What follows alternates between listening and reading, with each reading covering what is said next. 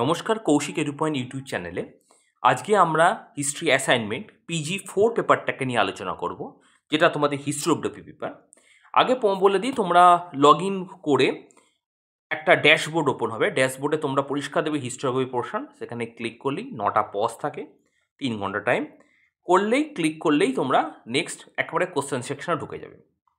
আমি একবারে কোশ্চেন সেকশনের প্রথম প্রশ্ন ধরেই বলছি। ইন দ্য এরা of age of consciousness in American history, what astonishing consciousness of opinion did the American public display? মার্কিন ইতিহাসে এজ অফ সেন্সাস নামক পর্বে মার্কিন জনমতের কোন আশ্চর্য মিল দেখা যায়? এখানে অপশানগুলো আমরা দেখে নিই। প্রথম হচ্ছে প্রেইজ অফ হিস্ট্রি, ইতিহাসের প্রশংসা; প্রেইজ অফ কমিউনিজম, কমিউনিজমের বিরোধিতা এবং ইতিহাসের বিরোধিতা। এটা কিন্তু ডাইরেক্ট কোনো উত্তর কিন্তু হয় না, মানে কোনো তোমরা সার্চ করলে বা কিছুই পাবে না। বুঝতে হবে এজ অফ কনসাসনেস ওয়ার্ডটা ব্যবহৃত হয়েছে দ্বিতীয় বিশ্বযুদ্ধের পরবর্তীকালে। অর্থাৎ দ্বিতীয় বিশ্বযুদ্ধের পরবর্তীকালে আমেরিকান মানসিকতায় কিন্তু একটি ধারণাই প্রবল হয়ে ওঠে, সেটা হচ্ছে কমিউনিজমের বিরোধিতা বা ক্যাপিটালিজমের সমর্থন বা কমিউনিজমের বিরোধিতা। সুতরাং কমিউনিজমের বিরোধিতাই কিন্তু এখানে সঠিক উত্তর হবে, অন্য অপশানগুলো খুব একটা এখানে ভ্যালিড হবে না। হ্যাঁ, কমিউনিজমের বিরোধিতাই কিন্তু এখানে সঠিক উত্তরটি হবে। তাই কমিউনিজমের বিরোধিতা যখন হবে, তোমরা ওটা জাস্ট ক্লিক করে সেভ অ্যান্ড নেক্সটে চলে যাবে। সেভ অ্যান্ড নেক্সট করার পর তোমরা সাবমিটেড ক্লিক করেই পরের কোশ্চেনে আসবে। নেক্সট হচ্ছে বঙ্কিমচন্দ্রের কোন উপন্যাসে 76 মন্বন্তরের কথা আছে? খুব সহজ, আনন্দমঠ, সবাই জানো। সেভ অ্যান্ড নেক্সটে চলে যাবে। নেক্সট প্রশ্ন, কার্ল মার্কস ইতিহাসে যে তত্ত্ব উপস্থিত করেছেন তাকে কি বলা হয়? খুব সহজ, ঐতিহাসিক বস্তুবাদ বা historical materialism. Next Lucien Febvre তার ইতিহাস রচনায় the earth and the social revolution নিয়ে কোন উপাদানকে গুরুত্ব দিয়েছেন? লুসিয়ান ফেভার বিখ্যাত একজন রাইটার, যেখানে কিন্তু তিনি হিউম্যান অ্যান্ড জিওগ্রাফি অর্থাৎ জিওগ্রাফিক্যাল সোর্সকে কিন্তু ভীষণ গুরুত্ব দিয়েছেন। তাই সঠিক উত্তর হবে কিন্তু এখানে জিওগ্রাফিক্যাল সোর্সেস। তিনি আসলে history, earth and social revolution বোঝাতে হিউম্যানের সঙ্গে জিওগ্রাফিক্যাল পজিশনস বা হিউম্যান জিওগ্রাফি বা হিস্টোরিক্যাল জিওগ্রাফিকে নিয়ে কিন্তু ফেভার খুব ভালো একটা আলোচনা করেছেন। তাই এখানে সঠিক উত্তর হবে কিন্তু geographical source. Save and next করে তোমরা নেক্সটে চলে যাবে। নেক্সট প্রশ্ন, হুইচ ওয়ার্ক অফ বা ভূদেব মুখোপাধ্যায়ের কোন গ্রন্থে ভারত ভূমিকে দেবী রূপে কল্পনা করা হয়েছে? এখানে অপশানগুলো খুব ইন্টারেস্টিং। অমৃতবাজার, পুষ্পাঞ্জলি, রাজতরঙ্গিনী, বঙ্গদর্শন। অমৃতবাজার কোনোভাবেই হবে না, কারণ ওটা অন্য নিউজ পেপার। সঠিক উত্তর কিন্তু পুষ্পাঞ্জলি। রাজতরঙ্গিনী বোঝাই যাচ্ছে কলহনের লেখা, এবং বঙ্গদর্শন বঙ্কিমচন্দ্র আছে। সুতরাং পুষ্পাঞ্জলি কিন্তু এখানে সঠিক উত্তর হবে, যে পুষ্পাঞ্জলি গ্রন্থ থেকেই কিন্তু তিনি ভূদেব মুখোপাধ্যায়ের ভারত ভূমি বা দেবী রূপে কল্পনাটা পাওয়া যায়। সেভেন নেক্সট করে নেক্সট প্রশ্ন, E H Carr what is history কার লেখা? খুব flat question, E H Carr. Which historian বা কোন ঐতিহাসিক ইংল্যান্ডের ইতিহাসের ক্ষেত্রে উইক পার্টি এর ব্যাখ্যা উপস্থাপিত করে? আচ্ছা, এখানে বুঝতে হবে যে উইক ইন্টারপ্রিটেশন বা উইক ইন্টারপ্রিটেশন অফ হিস্ট্রি শব্দটা মানে কি? মানে হচ্ছে এক পক্ষের ইতিহাসকে বর্ণনা, মানে ভীষণ বায়াসড ইতিহাস রচনা। উত্তর হবে থমাস ব্যাবিংটন মেকলে, বা যেটা আমরা জানি মেকলে ভারতের ইতিহাসকে ভীষণ একপক্ষীয় হিসেবে দেখেছেন এবং ইউরোপের ইতিহাস বা ইংল্যান্ডের ইতিহাসকে ভীষণ বাড়িয়ে ছাড়িয়ে দেখার একটা অভ্যাস মেকলের রচনা থেকে পাওয়া যায়। সুতরাং এই উইক ইন্টারপ্রিটেশন অফ হিস্ট্রি উত্তর হবে থমাস ব্যাবিংটন মেকলে। তাই মেকলেতে ক্লিক করে সেভ অ্যান্ড নেক্সট করে আমরা নেক্সট প্রশ্নে চলে যাব। আচ্ছা, নেক্সট হচ্ছে studies in the development of capitalism. খুব বিখ্যাত গ্রন্থ সামন্ততন্ত্রের উত্থান পতন নিয়ে, মরিস ডব। তাই মরিস ডব হতে উঠতে হবে। সেভেন নেক্সট করা নেক্সট এটা। ঐতিহাসিক এস.আর. গার্ডেনার 17 শতকে ইংল্যান্ডের বিপ্লবকে কোন ধর্মসংস্কার আন্দোলনের সঙ্গে যুক্ত করেছেন? উত্তর হচ্ছে পিউরিটিয়ান রেভলিউশন বা পিউরিটিয়ান ধর্মসংস্কার আন্দোলন। তাই পিউরিটিয়ান কিন্তু এখানে সঠিক উত্তর হবে। পিউরিটিয়ান সিলেক্ট করে আমরা তারপরে সেভ অ্যান্ড নেক্সটে চলে যাব। নেক্সট প্রশ্ন, কাকে তুলনামূলক ধর্মতত্ত্বের জনক বলা যায়? Father of comparative theology, Rammohan Roy, কারণ ডিরোজিও বঙ্কিমচন্দ্র মহাত্মা গান্ধী কোনোটাই হবে না, সঠিক উত্তর হবে রামমোহন রায়। তাই রামমোহন রায় আমরা সিলেক্ট করব। সিলেক্ট করার পর কিন্তু 7 নেক্সটে যাব, কারণ অনেকে গান্ধী করছে, কিন্তু গান্ধী কোনোভাবেই হবে না। বিভিন্ন ধর্মীয় বিষয় একজন মাত্র ব্যক্তিত্ব ভারতে লিখেছেন, রামমোহন রায়। নেক্সট প্রশ্ন, ইতিহাস চর্চায় বার্লিন বিপ্লবের সঙ্গে কোন ঐতিহাসিকের নাম ওতপ্রোতভাবে জড়িয়ে? উত্তর হচ্ছে লিওপোল্ড ভন র্যাঙ্কে।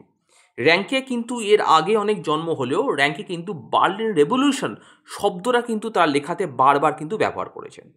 তাই উত্তর হবে লিওপোল্ড ভন র্যাঙ্কে। এই র্যাঙ্কে কেস আমরা সিলেক্ট করে 7 নেক্সটে চলে যাব।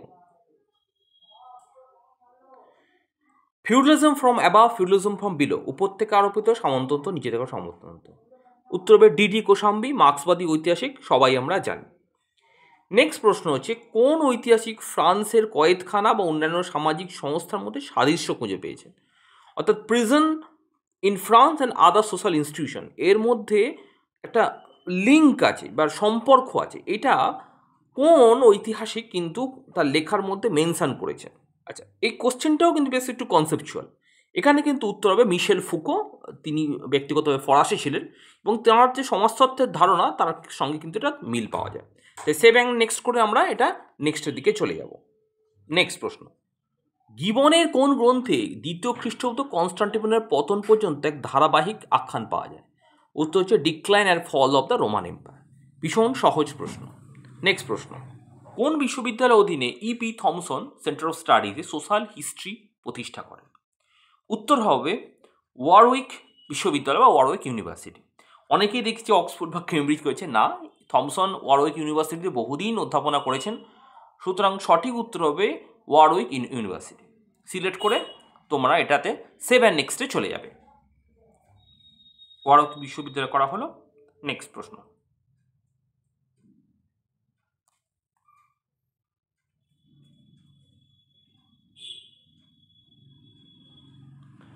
বিখ্যাত 17 খণ্ডের হিস্ট্রি অফ ফ্রান্স 1833 থেকে 1967 গ্রন্থটি কার রচনা?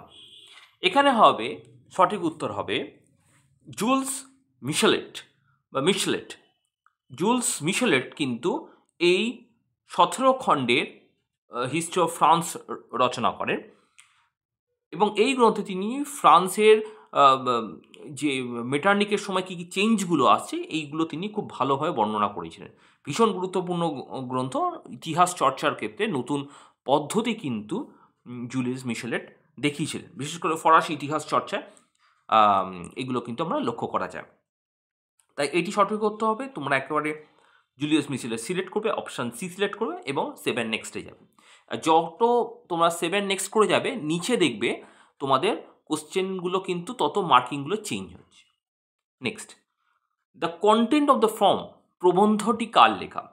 ভীষণ গুরুত্বপূর্ণ একটি প্রবন্ধ ইতিহাস চর্চার ক্ষেত্রে। এখানে সঠিক উত্তর হবে হেডেন হোয়াইট। হেডেন হোয়াইট কিন্তু সঠিক উত্তর। তিনি কিন্তু এই কন্টেন্ট অফ দ্য ফর্ম গ্রন্থটি কিন্তু রচনা করেন। নেক্সট প্রশ্ন চলে এলো, ফার্নান্ড ব্রোদেল কোন গ্রন্থ ইতিহাস রচনার ক্ষেত্রে আলোড়ন সৃষ্টি করেছিল? ব্রোদেলের ইতিহাস চর্চা কিন্তু ভীষণ গুরুত্বপূর্ণ। তিনি কিন্তু সামন্ততন্ত্রের উত্থান পতন নিয়ে বিভিন্ন প্রবন্ধ রচনা করেছেন এবং তার ইতিহাস চর্চার ক্ষেত্রে সবথেকে একটি গুরুত্বপূর্ণ গ্রন্থ আমরা এখানে বলতে পারি যে এখানে অপশান সি হবে, the Mediterranean and the Mediterranean world in the age of Philip two. এই গ্রন্থটা, এইটা যদি ফ্রেঞ্চ গ্রন্থটি লেখা এবং ইংলিশে ট্রান্সলেশন করলে কিন্তু এইটাই হয় যে ভূমধ্যসাগর এবং ফিলিপ টু এর শাসনকালে ভূমধ্যসাগরের মানে অবস্থা কীরকম হয়েছিল। অপশান সি কিন্তু এখানে সঠিক উত্তর হবে। তোমরা এটা সিলেক্ট করবে, করে তোমরা 7 নেক্সটে চলে যাবে। Which book of Fernand Braudel created a star in the nature of the history writing? See the Mediterranean and the Mediterranean world in the age of Philip II. Select করে 7 next. আচ্ছা, Asia টিউটোরিয়ালের সঙ্গে কোন নাম জড়িত? সবাই জানে, উত্তর হবে উইলিয়াম জোন্স। অপশান বি সকলেই জানো তোমরা। নেক্সট, ইতিহাসের উপাদানগুলিকে মোটামুটি কোন দুটি ভাগে ভাগ করা যায়? খুব সহজ, দুটি sources, primary sources and secondary sources. Option A প্রাথমিক এবং আনুষঙ্গিক। এটা করার পর সেভ অ্যান্ড নেক্সট করে ফাইনাল সাবমিটটা কিন্তু তোমরা করবে এবং করার পর দেখবে তো 20 প্রশ্ন এবং অ্যাকনোলেজমেন্ট যে চালান জায়গাটা আছে সেটা ডাউনলোড করবে, ডাউনলোড চালান করবে। ডাউনলোড চালান করে কিন্তু সম্পূর্ণ চালানটা কিন্তু ডাউনলোড করলেই কিন্তু তোমরা পরিষ্কার দেখবে যে চালানটা তোমাদের ডাউনলোড হয়ে যায়। হিস্টোগ্রাফি পোর্শনের চালানটা কিন্তু তোমাদের মানে তোমরা পুরো পরীক্ষা দিয়েও পরপর সেপারেট করে কিন্তু চালান ডাউনলোড করতে পারো, সেটাই কিন্তু ভালো। এই যে চালান ডাউনলোড হয়ে গেছে, আমি এটাকে হাইড করলাম।